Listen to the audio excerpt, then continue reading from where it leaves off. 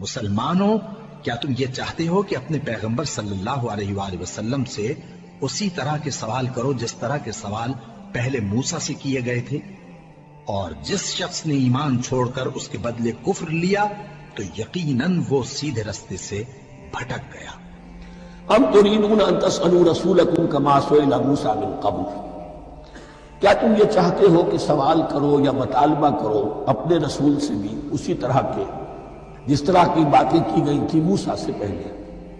مثلا ہم دیکھ چکے ہیں، ان سے کہا گیا کہ ہم نہیں مانیں گے جب تک کہ اللہ کو دیکھ نہ لے عیاناً، یا اسی طرح کے اور مطالبے جو حضرت موسیٰ علیہ السلام سے کیے جاتے تھے۔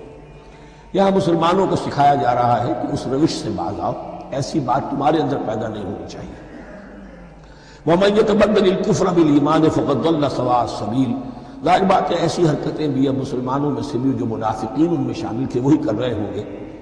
اس لیے فرمایا کہ جو کوئی ایمان کو ہاتھ سے دے کر کفر کو لے لے گا، یعنی منافق چونکہ دو طرفہ ہوتا ہے، اب اس کا بھی امکان ہوتا ہے کہ یکسو ہو جائے کفر کی طرف، اور اس کا بھی امکان ہوتا ہے کہ بالآخر یکسو ہو جائے ایمان کی طرف۔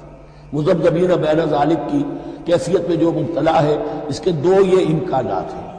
تو جو کفر کی طرف جا کر مستقل طور پر راغب ہو گیا اس کا ذکر ہے۔ وَمَن يَتَبَدَّلِ الْكُفْرَ بِالْإِيمَانِ فَقَدْ ضَلَّ سَوَاءَ السَّبِيلِ، تو وہ تو سیدھی راہ سے بھٹک گیا۔